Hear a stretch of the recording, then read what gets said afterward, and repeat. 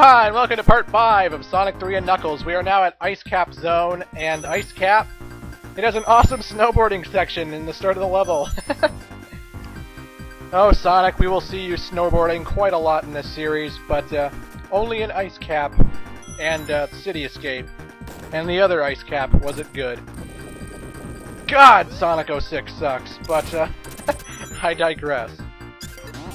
The thing with Act 1 of Ice Cap Zone is there's a lot of platforms that you need to speed up into, but you also have to watch where you're landing because there's a lot of hidden springs in this level, a lot of hidden springs just hanging out where walls are. That's another special stage. Obviously you've noticed that if you have the Chaos Emeralds, touching the special stage ring will only give you 50 rings. It won't take you back to a special stage. If you're wondering about the Super Emeralds I mentioned earlier in the introduction video, don't worry, that's coming up, but as it is, we can just get 50 rings from the special stages. Woo! You have no idea how hard it is to resist double tapping the jump button when you have 100 rings, you know, or 50 rings and more. You know, I'm trying so hard not to be supersonic, but somehow during this playthrough, you know, my button slips, you know? It slips, and look, it slipped when I landed, and I accidentally pushed it, and they fucking turned supersonic. And you know, I'm not gonna wait until the timer goes out, so I just figured, fuck it, I'll just go with Supersonic. Besides, you get to see footage of Supersonic. How often do you get to see that if you don't get the Chaos Emeralds?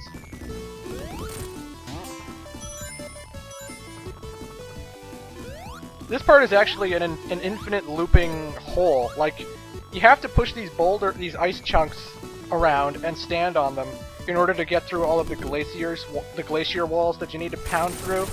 Because if you don't do that, you're just going to find yourself falling into an endless loop, an endless loop, an endless loop that just goes nowhere and nowhere and nowhere. You'll see here, look at this pathway I'm taking. Oh, I accidentally fell.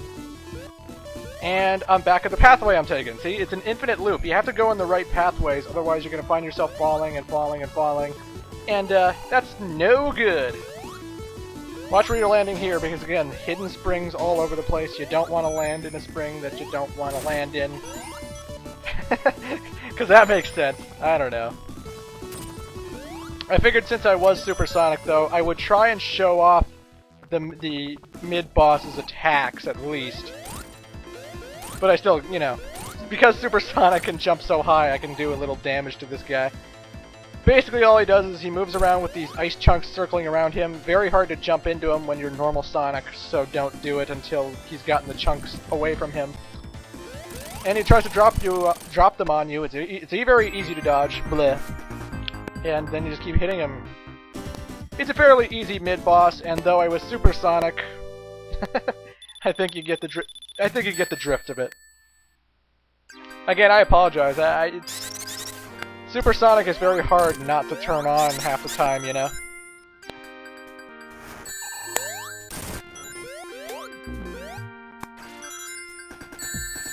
Fucking penguins!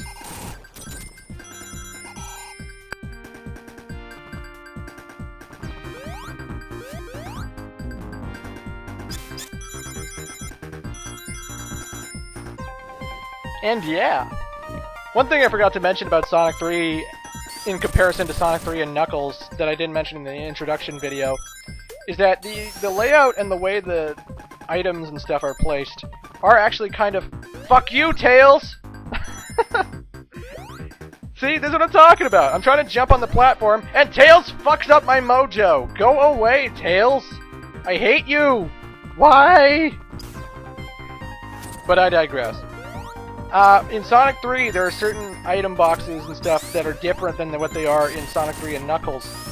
I know for a fact that there's an item box in Launch Base that when you play it as Sonic 3 and Knuckles, it's an invincibility box, and when you play it in Sonic 3, it's an Eggman box. And basically what an Eggman box is, if you hit it, it damages you and takes away all your rings, and that's no good.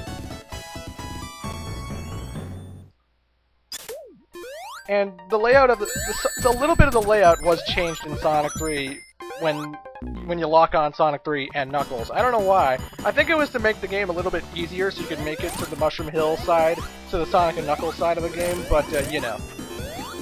This is Eggman. He shoots ice at the bottom, then he shoots it on the side, shoots at the bottom, shoots on the side. He does this over and over and over again. You gotta be really quick to get to Eggman's platform, hit him, and then get off, like I did just there. But, you know, getting hit by his ice cloud will freeze you for half a second, and then when you unthaw, you'll be losing your rings. So watch out for that. And now we're at Launch Base Zone. Yes, we're at Launch Base, the final level of Sonic the Hedgehog 3. But it's not the final level of Sonic 3 and Knuckles. There you see in the background the Death Egg. We didn't actually see an exterior shot of the Death Egg in Sonic 2, aside from the stage select cheat. But you'll notice, obviously, it looks like the Death Star from Star Wars. The difference is, instead of having one laser cannon, it has two, and a mustache, because that's supposed to be Eggman's face, you know. He's a narcissist! He loves himself, what can I say? The Death Egg must be the most impressive space station of all mankind, but it has to have my face on it. So, make some fins for my mustache, and, yeah, good job. Good job, robots. Good job.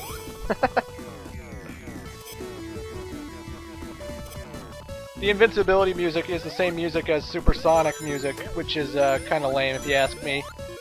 In Sonic 2, the invincibility and the Supersonic were different, so what the hell, game? What the hell? I'm just nitpicking, but, you know. Launch Base is definitely the hardest level of the Sonic 3 levels. There's lots of surprise traps, a lot of crazy flamethrowers that just love to pop out. The enemy types they use, well, you got the Ball Spike creature, the Ball Spike robot, which we've seen in Sonic 1 and Sonic 2. And I didn't mean to turn to Supersonic, fuck. Last time it happens, I swear. But the Ball Spike robot, obviously you can't jump into him because he's a Ball Spike robot. He tends to hurt you if you try. There are surprise spikes, surprise crushers, there are flamethrowers that boost out of nowhere. It can be a bit of a tricky level. This level also has a weird siren thing where you can pass this alarm system, it'll start making sounds and alarming, and then two birds will try and attack you. They're fairly easy birds to attack, all you have to do is jump into them, but you know. Launch Base is kinda crazy. It's supposed to be Eggman's one base on Angel Island. I guess Knuckles didn't mind that he built this fucking structure, you know? Whatever, I trust Eggman wholeheartedly. He wouldn't try to steal the Master Emerald, what with him and his robot army! Fuck Knuckles is an idiot. Shut up! Again, I don't mean to be supersonic. It's just, I can't help but push the jump button, you know? I want to show you guys the good ending, so I want to get the Chaos Emeralds, but when I do, I accidentally make the game so goddamn easy, it becomes invincibility time, and there's Knuckles with a bomb! Jesus, Knuckles! You think Knuckles would throw the bomb at us, at least?